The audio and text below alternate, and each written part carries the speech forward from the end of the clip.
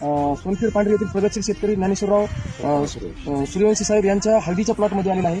त्यांनी हळद काढायला सुरुवात केली आहे आणि त्यांचा 2 एकरचा प्लॉट होता. 1 एकर त्यांनी केमिकलवर ठेवला होता आणि 1 एकर हा आपला तिरंगा जैविक कृषी केंद्रावर होता. तर त्या दोन्हीमध्ये नेमका शेतकऱ्याला काय फरक दिसून आला ते आपण शेतकऱ्याच्या तोंडून ऐकू. बोला.